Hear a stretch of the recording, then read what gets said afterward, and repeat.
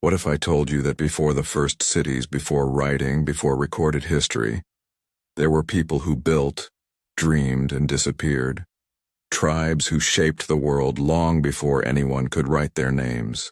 No kings, no empires, no books, just bones, tools, and strange carvings left in stone, whispering of a civilization that time tried to erase. This is not a story about what we know. It's a story about what we lost. Across the windswept plains of ancient Anatolia, long before the pyramids, there stood a place called Göbekli Tepe. Massive stone pillars rise from the earth, carved with lions, vultures, and serpents, monuments built by people who didn't even have metal tools. Archaeologists say it's over 11,000 years old, created by hunter-gatherers. But how could nomads, people without farms or permanent homes, move stones weighing 20 tons and carve them with such precision? Who taught them geometry, balance, and symbolism thousands of years before Egypt or Mesopotamia existed? Some say they were the world's first architects. Others whisper they were carrying forward knowledge from an older world, one erased by fire, ice, and flood.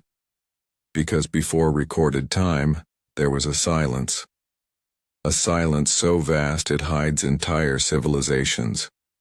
Every culture leaves traces: pottery, writing, metal, bones. But the tribes before civilization left almost nothing. No cities, no written words, just scattered hints of lives once lived. A spear point frozen in Arctic ice, a painted handprint on a cave wall in Argentina, footprints turned to stone in the ash of an ancient volcano. Each discovery rewrites the story of who we are. Each one whispers the same message: we were here long before you ever imagined. Even now, genetic research reveals something extraordinary.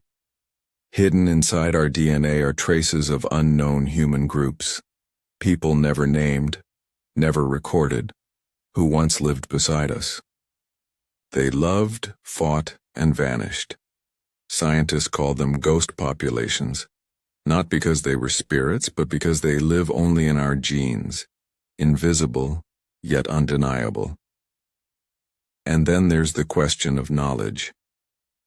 How did these so-called primitive humans carve monuments aligned with the stars? How did they understand patterns of the night sky or the movement of seasons well enough to design temples that still mark the solstice after 12,000 years? Göbekli Tepe wasn't just a shelter. It was a calendar, a map, a message carved in stone. It tells us they understood something we've long forgotten: the rhythm of time, the balance of life, the sacred connection between earth and sky. But who were they? Were they simply early farmers testing the first seeds of civilization? Or the survivors of something older, a lost people rebuilding after the world itself was shattered?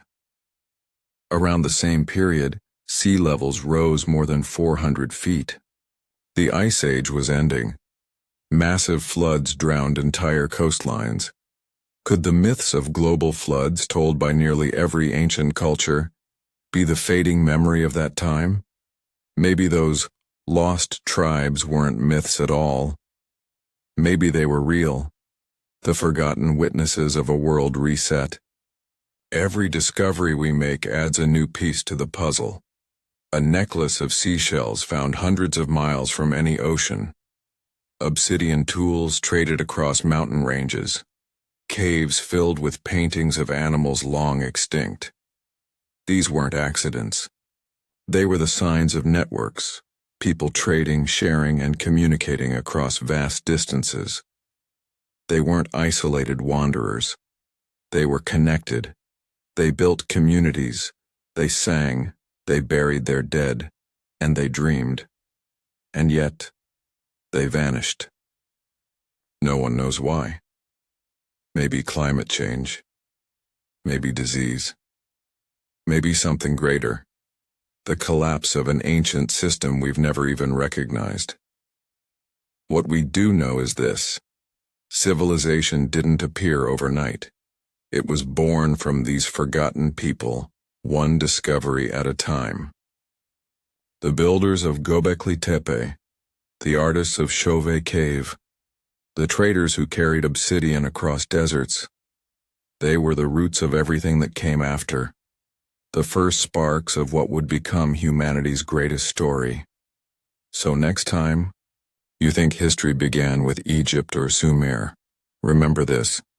Long before them, there were tribes who lived, built, and thrived, and then vanished into time. Their stories aren't written in books. They're written in stone, in genes, and in the dust beneath our feet. This is just the beginning of their story, because some say the lost tribes didn't disappear. They became us. They didn't vanish into nothing. The lost tribes left echoes, and those echoes began to shape the birth of the first civilizations. Thousands of years after the Ice Age melted away, humans started to gather again. This time not as wanderers, but as builders. The world was changing. Forests spread across the land, rivers carved new paths, and the earth seemed to awaken from a long sleep. And in the midst of that awakening, something stirred in the human spirit. Memory. The memory of what once was, a distant whisper from ancestors who had known how to build, how to survive, and how to dream. Everywhere we look, traces of that memory appear. In Mesopotamia, humans built temples shaped like mountains, ziggurats that reached for the sky. In Egypt, they aligned their pyramids perfectly with the stars, as if trying to remember the patterns once carved in stone at Göbekli Tepe. Across the ocean, the Olmecs carved colossal heads from single blocks of basalt, each one gazing into eternity. And in every myth, from Sumer to the Mayans, there's always talk of gods who came before, teachers who brought knowledge from the past. But what if those gods weren't divine at all? What if they were survivors? Remnants of an older human world carrying fragments of science, art, and memory from before the Great Flood. It's a theory that shakes the timeline of history. Because maybe civilization wasn't born out of chaos. Maybe it was rebuilt from the ashes of something older. Even the oldest legends seem to agree. The Sumerians spoke of a time before kings, when wise men ruled the lands, beings they called the Apkallu. The Greeks told of a golden age before the flood, when humans lived in harmony with nature until pride brought ruin. The Egyptians remembered Zep Tepi, the first time, when gods walked among men and built monuments no mortal could match. Different continents, same story. Something great was lost. Something powerful was remembered only in fragments. And still, those fragments guided us. Because when humanity rediscovered farming, fire, and cities, it wasn't invention. It was remembrance. We were reawakening something already written deep inside our species. That's why the leap from stone tools to temples feels almost unnatural, as if knowledge re-emerged too fast. We call it the Neolithic Revolution. But maybe it was a renaissance, a rebirth of what the lost tribes already knew. Archaeologists keep finding impossible things that challenge our understanding. Stone blocks cut so precisely they fit together without mortar. Massive monoliths moved miles across mountains with no known tools. Structures aligned with celestial events with mathematical accuracy that rivals modern instruments. Each discovery whispers the same haunting question. How did they know? The easy answer is coincidence. The real answer, we may never fully understand. But one thing is certain. These early builders weren't primitive. They were observant. They watched the stars, the seasons, the tides. They learned to measure time not in numbers but in shadows and light. Their world was their teacher. And maybe, just maybe, They carried the last spark of a wisdom passed down from the tribes before time. As they built their cities, humanity began to divide into two worlds. Those who remembered the old ways, living close to nature, honoring the earth and sky, and those who reached for power, shaping kingdoms, armies, and empires. The old knowledge became myth, hidden in rituals and symbols. The balance began to shift. Progress came, but so did war. The same minds that once carved temples for the stars now built walls for kings. The spirit of the lost tribes was fading again, buried beneath ambition and stone. Yet, in secret, some remembered. You can see it in the underground chambers of Malta, where spiral carvings echo ancient solar patterns. You can feel it in the petroglyphs of North America, where tribes marked the sky's movement long before telescopes existed. From the jungles of Peru to the deserts of Arabia, similar symbols appear: spirals, serpents, hands reaching toward the heavens. Different lands, same language, the language of memory. It's as if humanity scattered the story of its origins across the world like breadcrumbs, hoping that one day, someone would piece it all together. And maybe that's what we're doing right now. Each dig site, each discovery, each question, it's not just archaeology. It's an attempt to remember who we were before we began calling ourselves civilized. But if this story is true, if we really are the descendants of a forgotten civilization, then one question remains. Why did they vanish?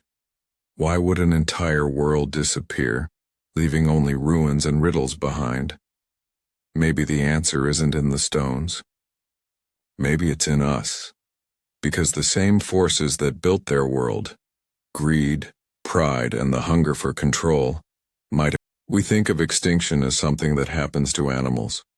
But what if it happens to civilizations too? What if the greatest threat to humanity isn't nature, but forgetfulness? Because one day, the lost tribes faced a silence they could not escape. The earth changed again, the skies darkened, and the world they had built began to collapse. Some say it started with fire, volcanoes tearing through the land, smoke blotting out the sun.